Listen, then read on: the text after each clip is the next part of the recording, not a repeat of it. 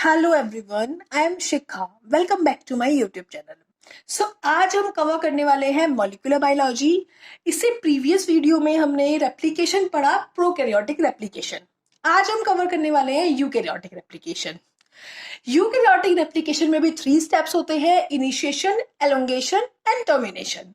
First आता है initiation. जैसे कि हमने प्रोकैरियोटिक रेप्लिकेशन में पढ़ा था कि हमारा रेप्लिकॉन क्या होता है, एक यूनिट होती है डीएनए रेप्लिकेशन की। ऐसी यूनिट जिसमें हमारा ऑरिजिन ऑफ रेप्लिकेशन प्रेजेंट हो और उस यूनिट का रेप्लिकेशन होना हो, उसको बोलते हैं रेप्लिकॉन।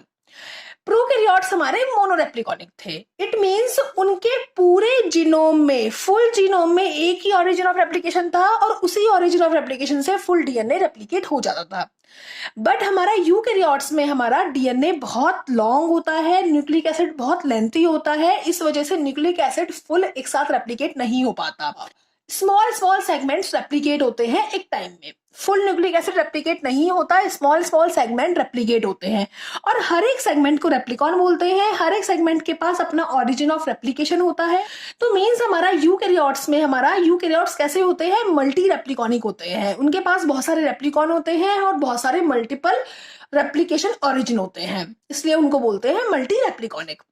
ये हमारा ऑरिजिन ऑफ रेप्लिकेशन है। इसमें ए है एंड बी है।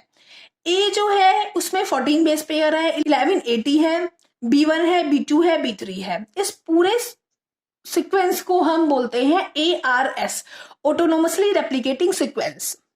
प्रोकैरियोट्स में बोल रहे थे और IC, यहाँ पे हम बोलते हैं ओरिजिन ऑफ रेप्लिकेशन को ARS, autonomously replicating sequence. Eukaryotes में B2 एंड B3 सेम ऐसे होते हैं जैसे प्रोकैरियोट्स में 9 मर रीजन एंड 13 मर रीजन होता था। होता क्या है इसमें? यहाँ पे autonomously replicating sequence binding protein, binding factor आते हैं ABF फर्स्ट, जो कि आके बाइंड होता है B3 पर, जिसकी वजह से B2 पर मेल्टिंग हो जाती है।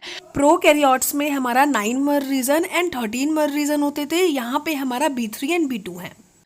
फिर क्या होता है, इस रीजन को बोलते हैं, B1 एंड A के रीजन को बोलते हैं origin recognition complex, ORC complex.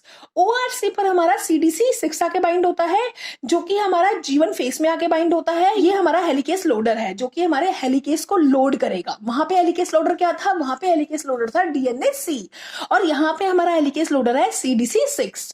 CDC6 आके बाइंड हुआ क्योंकि हमारा जो हेलिकेस है MCM, mini chromosomal maintenance 2 to 7 सब यूनिट, ये हमारा हेलिकेस है और ये हेलिकेस हमारा आके बाइंड होगा जब CDC6 होगा। CDC6 ही इसे अलाउ करता है बाइंडिंग होने में, इसलिए CDC6 को बोला हेलिकेस लोडर एंड MCM को बोला हेलिकेस।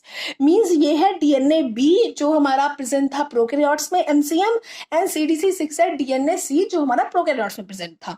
हम यूकैरियोटिक रेप्लिकेशन साथ साथ पढ़ते पढ़ते हम प्रोकैरियोटिक से उसको कंपेयर भी करेंगे। अब क्या हुआ, CDC6 आके बाइंड हुआ जिसकी वजह से MCM आके बाइंड हुआ, MCM हेलिकेस आके बाइंड हुआ और यहाँ पे हमारा हेलिकेस लोड हो गया। हेलिकेस लोड क्यों होता है? बिकॉज मेल्टिंग सिर्फ एक ही जगह हुई है, उस मेल्टिंग को कंटिन्यू रखने के लिए, रेप्लिकेशन फॉर्क को मूव कराने के लिए हेलिकेस बहुत जरूरी है।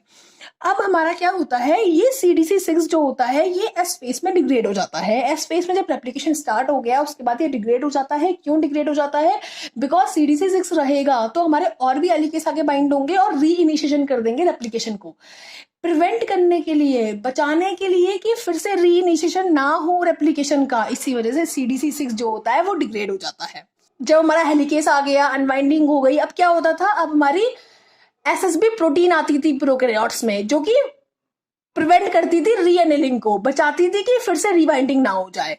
ऐसे ही यहाँ पे प्रेजेंट होता है replication protein A। SSB protein की जगह प्रेजेंट होती है रेप्लिकेशन प्रोटीन A, वो आके बाइंड होती हैं जिससे कि फिर से रीएनेलिंग ना हो जाए। फिर क्या होता था प्रोकैरियोट्स में फिर प्राइमर आता था। क्या आता था? प्राइमर आता था। कैसे? प्राइमेज की हेल्प से। प्राइमेज आके प्राइमर का फॉर्मेशन करते थे क्योंकि प्राइमर जरूर चाहिए रेप्लिकेशन को कंटिन्यू करने के लिए। तो हमारा यहाँ पे जो प्राइमेज का फंक्शन है वो हमारा DNA पॉलीमरेज ही करते हैं। सो पहले हम DNA पॉलीमरेज को पढ़ते हैं और फिर उसका प्राइमर का फंक्शन देखते हैं। यहाँ पे प्राइमर का फंक्शन करने के लिए प्राइमेज प्राइमर बनाने के लिए प्राइमेज स्पेसिफिक नहीं है। यहाँ पे जो प्राइमेज की एक्टिविटी है वो कौन परफॉर्म कर रहा है, वो यूकैरियोटिक डीएनए पॉलीमरेज ही परफॉर्म कर रहे हैं। अब हमारे यूकैरियोट्स में जो डीएनए पॉलीमरेज होते हैं वो 4 टाइप के डीएनए पॉलीमरेज होते हैं। 3 डीएनए पॉलीमरेज तो हमारे न्यूक्लियर डीएनए के लिए होते हैं, DNA polymerase alpha, DNA polymerase epsilon, DNA polymerase delta. और एक जो डीएनए पॉलीमरेज होता है वो हमारा माइटोकॉन्ड्रियल डीएनए पॉलीमरेज होता है, that is DNA polymerase gamma. So हमें डीएनए पॉलीमरेज गामा के रिगार्डिंग नहीं पढ़ना है, बिकॉज ये हम किसमें पढ़ेंगे, माइटोकॉन्ड्रिया के रेप्लिकेशन में। और मैंने स्टार्टिंग में फर्स्ट वीडियो में बताया था कि माइटोकॉन्ड्रिया का रेप्लिकेशन कौन सा होता है, डी रेप्लिकेशन होता है। जब हम डी रेप्लिकेशन पढ़ेंगे, जब हम इसके रिगार्डिंग पढ़ेंगे, अभी हम सिर्फ 3 डीएनए पॉलीमरेज को देखेंगे, that is DNA polymerase alpha, DNA polymerase epsilon, DNA polymerase delta.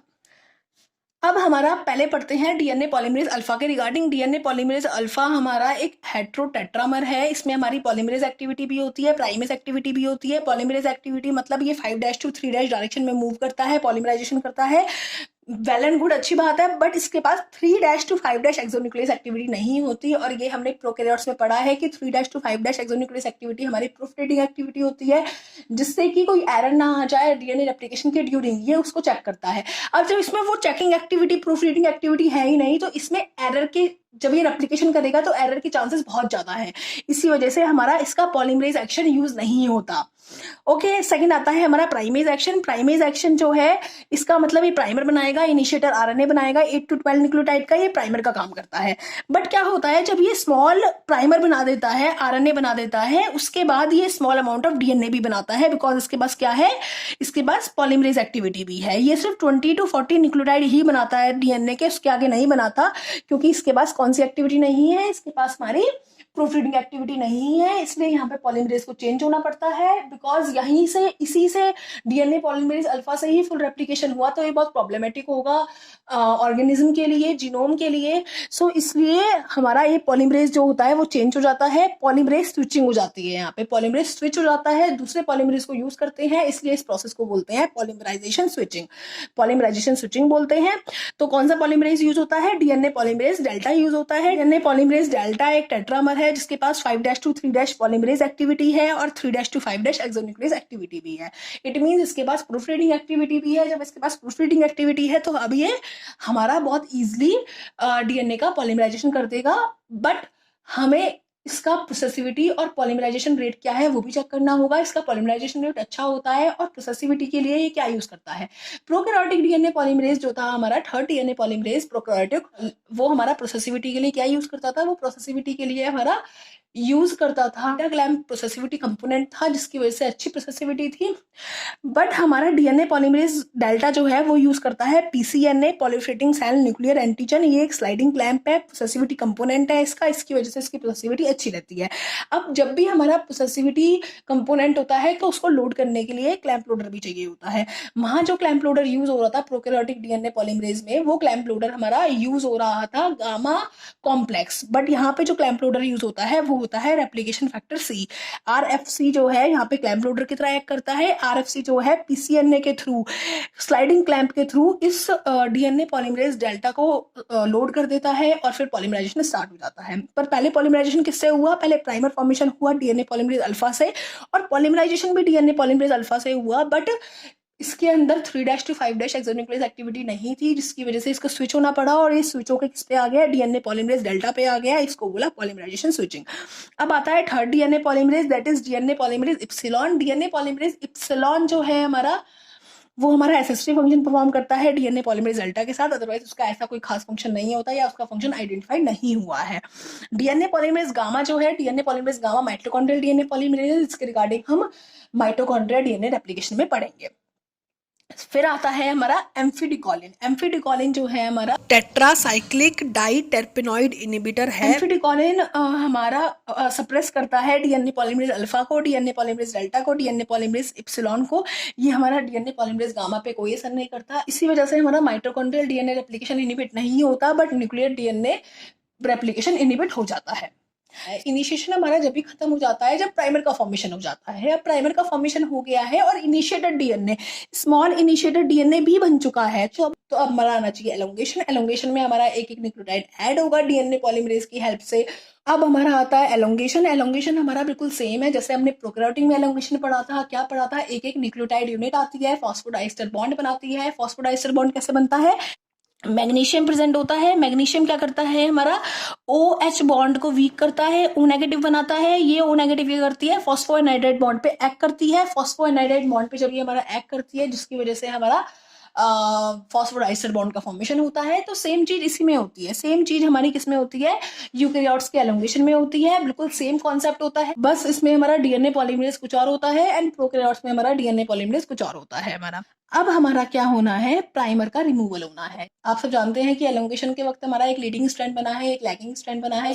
ये सब हम डिस्कस कर चुके हैं प्रोकैरियोटिक डीएनए एप्लीकेशन में। यहाँ पे हम वो पॉइंट डिस्कस करने वाले हैं जो पॉइंट डिफरेंट है हमारे यूकैरियोटिक रेप्लिकेशन में एंड प्रोकैरियोटिक रेप्लिकेशन में। सो हमारा leading strand and lagging strand दोनों बन चुके हैं। अब हमारा लीडिंग स्ट्रैंड जो है हमारा वो तो फुल बना है, उसमें सिर्फ एक ही प्राइमर है। बट जो हमारा लैगिंग स्ट्रैंड है उसमें हमारे बहुत सारे प्राइमर है। उन प्राइमर का रिमूवल होना है। प्रोकैरियोट्स में कैसे प्राइमर का रिमूवल होता था? प्रोकैरियोट्स में प्राइमर का रिमूवल होता था डीएनए पॉलीमरेज फर्स्ट से। डीएनए पॉलीमरेज फर्स्ट के पास हमारा प्राइमर रिमूवल एक्टिविटी थी। कौन सी एक्टिविटी थी उसके पास? 5' to 3' एक्सोन्यूक्लियस एक्टिविटी, जिसकी वजह से प्राइमर का रिमूवल हो जाता था। बट यूकैरियोट्स में डीएनए पॉलीमरेज के पास ऐसी कोई एक्टिविटी नहीं है। जब उसके पास कोई एक्टिविटी नहीं है तो उसका प्राइमर का रिमूवल कैसे होगा? उसका प्राइमर का रिमूवल इसलिए नहीं हो पाता बिकॉज वहां पे 5' to 3' एक्सोन्यूक्लियस एक्टिविटी नहीं है हमारा। तो हमारा उसका प्राइमर का रिमूवल दो एंजाइम की हेल्प से होता है, RNase H enzyme and flap endonuclease enzyme. RNase H जो है उसका फंक्शन ही यही होता है। ये सब हम रिकॉम्बिनेंट डीएनए टेक्नोलॉजी में पढ़ेंगे कि आरएनएज एच का फंक्शन होता है कि जब भी डीएनए और आरएनए का हाइब्रिड बना हुआ होता है और आरएनएज एच हम अप्लाई करते हैं, आरएनएज एच जो होता है वो हमारा आरएनए को डिग्रेड कर देता है हमारा। तो यहीं पे भी यही होगा, जहां पे भी हमारा प्राइमर था, प्राइमर किसका था? आरएनए का था। इसने आरएनए को डिग्रेड कर दिया। बट आरएनएज एच हमारा लास्ट न्यूक्लियोटाइड को रिमूव नहीं कर पाता। सो इसके लिए फ्लैप एंडोन्यूक्लियस यूज होता है। फ्लैप एंडोन्यूक्लियस जो होता है वो लास्ट न्यूक्लियोटाइड को डिलीट कर देता है और हमारा यहाँ पे फुल प्राइमर का रिमूवल हो जाता है। अब जब प्राइमर का रिमूवल हो गया तो उसके बाद हमारा प्राइमर का रिमूवल हो चुका है। ये 5' to 3' पॉलीमराइजेशन हो जाएगा, यहाँ तक पॉलीमराइजेशन हो जाएगा। ये गैप रह जाता है, ये प्रोकैरियोट्स में भी रह गया था। ये गैप रह जाता है जो गैप फिल होगा by the help of DNA ligase. DNA ligase की हेल्प से ये गैप फिल होने वाला है। कैसे होने वाला है वो देखते हैं। अब सेम क्वेश्चन जो हमारा प्रोकैरियोटिक डीएनए एप्लीकेशन में था कि ये जो गैप है ये हमारा फिल हो सकता है बिकॉज O नेगेटिव फिर से अटैक कर दे फॉस्फेट पर। बट हमारा यहाँ पे सिंगल फॉस्फेट प्रेजेंट है इसलिए O नेगेटिव अटैक नहीं कर सकती। O नेगेटिव जो होती है वो लाइगेज की हेल्प से किस पे अटैक करती है? फॉस्फोएनाइड्राइड बॉन्ड पे अटैक करती है। इसी वजह से प्रोकैरियोटिक डीएनए एप्लीकेशन में क्या हुआ था? NMN ब्रेक हुआ था हमारा AMP में, और AMP जो है हमारा उसने लाइगेज के साथ मिलके बॉन्ड बनाया था सिंगल फॉस्फेट के साथ, फॉस्फोएनाइड्राइड बॉन्ड, और फिर 3O नेगेटिव ने हमारा फॉस्फोएनाइड्राइड बॉन्ड पे अटैक किया था और देन फॉस्फोडाइस्टर बॉन्ड बन गया था। सेम यहाँ पे भी ऐसी होता है। यहाँ पे भी हमारा AMP चाहिए बट वहां पे जो हमारा AMP आया था वो हमारा NMN से आया था। यहाँ पे हमारा AMP आता है ATP की हेल्प से। यहाँ पे हमारा AMP आता है ATP की हेल्प से। ATP ब्रेक होता है AMP एंड पायरोफॉस्फेट में और AMP लाइगेज के साथ बॉन्ड बनाता है और AMP यहाँ पे एज अ कैटलिस्ट बिहेव कर रहा है और लाइगेज एक एंजाइम है और AMP जो है वो नॉर्मल जाके फॉस्फोएनाइड्राइड बॉन्ड बनाता है हमारा। देन 3O नेगेटिव फॉस्फोएनाइड्राइड बॉन्ड पे एक्ट करती है और हमारा यहाँ पे फॉस्फोडाइस्टर बॉन्ड मिल जाता है और AMP अलग हो जाता है। AMP यहाँ पे यूज नहीं होता, वो सिर्फ एज अ कैटलिस्ट बिहेव करता है और हमारा यहाँ पे प्राइमर का रिमूवल होने के बाद जो गैप फिलिंग थी वो भी हो गई। बट यहाँ पे हमारा एक चीज प्रॉब्लमेटिक होती है। वो क्या होती है? जब हमारा प्रोकैरियोट्स का डीएनए रेप्लिकेशन हो रहा था तो क्या होता है, जब भी प्राइमर रिमूव होता है तो ये इस प्राइमर को फिल कर देता है। प्राइमर रिमूव हुआ, पॉलीमराइजेशन हुआ, प्राइमर का गैप फिल हो गया, लाइगेज से फिर से अटैच हो गए। प्राइमर रिमूव हुआ, गैप फिल हो गया, लाइगेज से अटैच हो गए। रिमूव हुआ, लाइगेज से अटैच हो गए। प्राइमर रिमूव हुआ, गैप फिल हो गया और लाइगेज ने उनको बॉन्ड बना दिया। फिर हमारा गैप फिल हो गया, लाइगेज ने बॉन्ड बना दिया। फिर हमारा गैप फिल हो गया। इसमें हमारा सारे गैप फिल हो जाते हैं और बाद में लाइगेज उनको ज्वाइन भी कर देता है। बट जब हमारा लीनियर डीएनए होता है तो क्या होता है, यहाँ पे क्या था, इसको इसने ज्वाइन कर दिया, इसको इसने ज्वाइन कर दिया, फुल ज्वाइन हो गया। बट यहाँ पे क्या हुआ, यहाँ पे हमारा जब ये प्राइमर रिमूव हुआ, यहाँ पे ये 3' था, ये 5' था, ये 5' था, ये 3' था। यहाँ पे जब हमारा प्राइमर रिमूव हुआ तो हमारा 5' to 3' इसने उसको गैप को फिल कर दिया। प्राइमर रिमूव हुआ, इसने गैप को फिल कर दिया। बट जब ये रिमूव हुआ, एंड का प्राइमर रिमूव हुआ, तो इसको फिल करने के लिए कोई नहीं बचा, बिकॉज 5' to 3' हो सकता है, 3' to 5' तो नहीं बन सकता, रेप्लिकेशन का भी 3' to 5' तो नहीं हो सकता। सेम ऐसे ही इसमें हुआ, ये 5' था, ये 3' था, ये 3' था, ये 5' था। हमारा क्या हुआ, इसने 5' to 3' इसको फिल कर दिया। जब ये रिमूव हुआ, इसने इसको फिल कर दिया, बट ये रह गया। एक तो ये रह गया और ये रह गया, इनको फिल करने के लिए कोई भी नहीं है। पीछे कोई होता तो ऐसे करके इनको फिल कर देता, और यहाँ से ऐसे करके इनको फिल कर देता, बट एंड में कोई नहीं है, इसकी वजह से प्राइमर रिमूव हुआ और यहाँ पे गैप रह गया। अब इस गैप को फिल करना ही टर्मिनेशन स्टेप है हमारा यूकैरियोट्स में डीएनए का रेप्लिकेशन। अब वो कैसे इस गैप को फिल करते हैं वो देखते हैं। हमारा टीलोमर रेप्लिकेशन के थ्रू वो गैप फिल होता है। टीलोमर मींस एंड का पोर्शन, टीलोमर का रेप्लिकेशन होना रह गया है, एंड के पोर्शन का रेप्लिकेशन होना रह गया है। अब कैसे होगा, ये पेरेंटल स्ट्रैंड है, ये तो नॉर्मल हो गया, लैगिंग स्ट्रैंड रह गया, लैगिंग स्ट्रैंड यहाँ पे रह गया फिल होना। ये कैसे फिल होएगा लैगिंग स्ट्रैंड, इसके लिए जो एंजाइम यूज होता है वो होता है telomerase enzyme use. Telomerase enzyme हमारा एक राइबो न्यूक्लियोप्रोटीन है जो कि आरएनए एंड प्रोटीन से बना है। इसमें हमारा आरएनए भी है एक सेगमेंट, एक प्रोटीन भी है। अब क्या होता है, ये जो हमारा पेरेंटल स्ट्रैंड है इसके लास्ट में जी रिच रीजन है। अब क्या होता है, ये हमारा टीलोमरेज एंजाइम है, इसके पास एक आरएनए सेगमेंट भी है। ये टीलोमरेज एंजाइम यहाँ आके बाइंड होता है, नॉर्मल यहाँ आता है, और इस आरएनए से एक डीएनए बना लेता है इसके आगे, मींस एक डीएनए का फॉर्मेशन कर लेता है इसके आगे, बिकॉज उसको यहाँ पे अटैच होना है।